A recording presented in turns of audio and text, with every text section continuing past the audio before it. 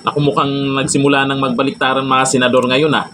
Ito si Ping Lacson ng Alyansa. Matapos manalo, aba, swerte, nanalo ah. Sana Naku, aminado siya na ang Alyansa nilampaso talaga sa Mindanao. Naku, Mindanao lang ba?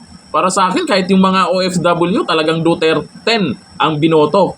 Sa Mindanao, kitang-kita, Duterte pa rin. Minsan may mga lugar na pumapasok sa top 12 si Camille Villar at si Amy Marcos. Siyempre, inendorso po ni VP Sara yan. May choice po yung iba na idagdag nila at yung iba ayaw.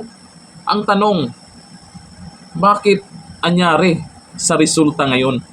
Ako, ito panoorin po natin si Ping Lacson na kung saan ay mukhang naramdaman ko pula pa rin ba talaga to? Talagang pula pa rin ba talaga to? Or baka magkulay green to ha? Ito, yung video. 5-2, no? 5 po sa Alyansa, 5 po sa PDP, tapos yung 2 po kay Kiko Bam. Ano ba yung anong reading po nyo dito? Ano po yung naging pagkakaiba sa nangyari po sa halalan ngayon? Kausap lang po namin si Ana De Villa Singson at sabi nga niya, kagulat-gulat nga ito, no? Yung the voter turnout ang taas, tapos yung mga kabataan talagang naging mas mapanuri. Kayo po, ano po ang basa nyo po dito sa huling halalan? Similar din do sa observation na gano'n, 552. At nakita ko yung latag ng suporta ng boto, no. Ang alyansa, yung sa administration, we came out very strong dito sa as expected do sa NCR. Tapos of course except the two, except yung kay Bam Aquino at saka kay Kiko Pangilinan. I'm only talking of the 5 or 6 candidates ng alyansa. Yeah. Nung pinagmasdan ko, talagang nilampaso kami sa party ng Mindanao, starting Region 9, 10, 11, 12, Caraga. Yan, talagang lampaso talaga kami. Makita mo sa linyada, pag tinignan mo yung top 12, wala ka makita halos na taga-alyansa doon. Minsan nasisingit si Manny Pacquiao, minsan nasingit kung mabibilang pa namin si Camille Villar, nasa alyansa, minsan nasisingit siya doon. Pero talagang pag tinignan mo, very evident. Ang talaga nasa top 12, lahat ng yung sinasabi ng Duterte. Pero 5 doon ang talaga na, halos lahat sila actually. Yung 10 plus 2, minsan pumapasok ka si Amy, tapos si Camille. Ganun na naging latag. So, napakaliwanag na pagdating sa Mindanao, ganun ang distribution ng boto. So, masasabi ko, napakalaking factor talaga ng dating Pangulong Rodrigo Duterte sa resulta ng halalan sa midterm election. Taga-alyansa yan. Aminado sila. Kaya siguro nakaraan bumait na si Claire habang nagtatanong po sa impeachment kay VP Sara. Baka nararamdaman nila na mayroong mga senador na magbabago ang kulay dyan. Magbabaliktaran. Pero ito namang si Ping Lacson na hindi natin alam kung ano po yung nasa isip niyan. Nakalusot sila. Ang tanong, nakalusot sila? Akalain mo yan ha? Solid po ang Duterte sa Mindanao. Sa Visayas, alam ko, malakas din po doon. Hindi lang lahat ng lugar. Mga OFW, solid, Duterte.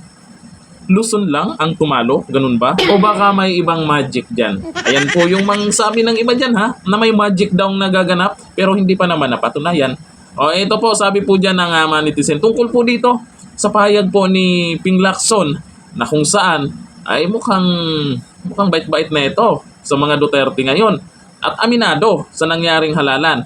Sabi ni Mayen Teodoro, nakaka-proud ang Mindanaon from me na taga Luzon. Sa Mindanao po kasi, hindi po nababayaran dyan. Kung sino po yung sa tingin nila na talagang susuportahan at hindi sila bubudulin, ay yun talagang iboboto. Hindi po nabibili. Ayan ang importante. Kagaya ng iba dyan, bigyan lang ng ganyan. Sana Ayun, sumunod naman kung sino yung iboboto nila. Ito si Marillian, the powers of Mindanao, napaka-solid. Alam niyo sa totoo lang, sa nangyaring eleksyon, ang daming bumilib dito sa Mindanao. Kasi hindi po talaga sila nadadaan sa ayuda. Sabi ni Karapali, di ako taga Mindanao, pero kung magkakaisa lahat sila dyan, pati mga politiko nila at huwag papagamit sa mga kagaya ni Martin at BBM, siguradong asenso nila. Napakaganda ng Mindanao, ang dami pang natural resources. Naman, sa Mindanao po kasi, ay mabubuhay ka talaga dyan kung masipag ka lang. Dito po kay Bidit, nilampaso din sila ng mga OFW. Yung sinabi ko kanina, yung mga OFW, karamihan, Duterte. Nakita nyo naman yun sa resulta, lalo na sa Japan at sa ibang mga lugar pa.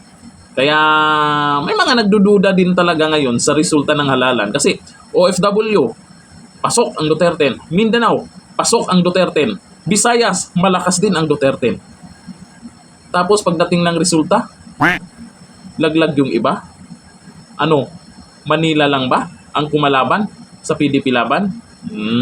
Di natin alam. Sabi ni GR Torregosa Silvestre, ani statement ni Lacson, hindi niya tinatanggi kung gaano kalaking impact meron pa din ang Duterte.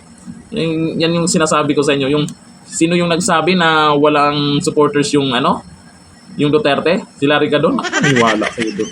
Tingnan nyo naman yan, nangyari doon sa mga inendorso nila. Laglag. Sabi ni Den Studio, kabahan na kayo sa 2028. Imagine ang daming discrepancy at reklamo pa niyan ha, kung patas pa ang naging botohan, ewan ko na lamang. O diba partida? Maraming mga binabato sa mga Duterte ngayon. Ganyan yung resulta. Sabi ni Joy De La Torre, huwag ka na magperma sa impeachment ni VP Sara, hindi ka malampaso sa susunod. Yan ang pag-isipan ng mabuti ng mga senador ngayon. Yung matatapos yung nila sa 2028. Yan ang pag-isipan nila. Makikita po natin yung rest back niyan kasi hindi natin alam kung tatakbo pa rin senador sila or tumakbong vice president o president sa 2028, 3 taon na lang yan. Kung pumirma ka sa impeach VP Sara, huwag ka nang umasa sa Mindanao. Talagang hindi ka susuportahan. Makikita niyo po ngayon sa nangyari ngayon. Kaya isip-isip sa mga senador dyan sa impeachment trial ni VP Sara. Isip-isip. Tingnan nyo nangyari sa iba. Graduate na. Sabi ni Renz Domingo, sa Mindanao may unity. Correct. Sabi ni Orlan, ngayon alam nyo na mali kalabanin ang mga Duterte. Imbis na kontrahin at gawan ng mga issue, mas mainam kaibiganin yan ay kung mas plano pa kayong manatili sa politika. Sa Cebu. O ano nangyari na? Anyari sa Cebu? Ay, inendorso din ng Duterte yan, di ba? Si Governor na tawag nila doon, wakwak. Basta yun lang yung tawag nila doon eh. Tinauso nila doon eh. O, inendorso ng Duterte yan. Biglang nag-BBM. Ayun. Dali. Kasampulan. Iyak. Kaya dito po natin makikita na ang mga Duterte talaga ay solid po na may organic supporters. Yun po talaga yung hindi mawala. May organic na sumusuporta sa kanila. Hindi nila kailangan mag-ayuda. Hindi nila kailangan magdala ng mga sikat na artista. O sino yung sikat na ngayon na may inendorso? O si Vice Ganda. Naalala nyo kung sino yung inendorso niya? Nanalo ba? Wala. Mga Pinoy ngayon, lalo na dyan sa Mindanao, hindi na po nadadaan sa ganyan. Tinitingnan pa rin nila kung sino yung dapat suportahan. Hindi nadadaan sa paayuda, sa pa-20 petot na bigas na yan, sa mga pangako. Ito yung magiging basihan ng mga politiko ngayon para sa 2028. Ang daming nag-graduate ng mga bumabanat sa mga Duterte ngayon, yung mga congressman. Graduate kayo. Kaya yung iba ngayon, takot na yan. Takot na yan sila magano sa kasi 2028, napakahalagang eleksyon yan. President, Vice President, Senator, napakagandang yan. Kailangang paghandaan nila yan. At nakikita po nila ang nagiging resulta kung ang mga Duterte ang inyong sinisiraan. Kung ang mga Duterte ang inyong kinalaban. Jack, magpahinga kayo muna sa politika. Dito lang, thank you.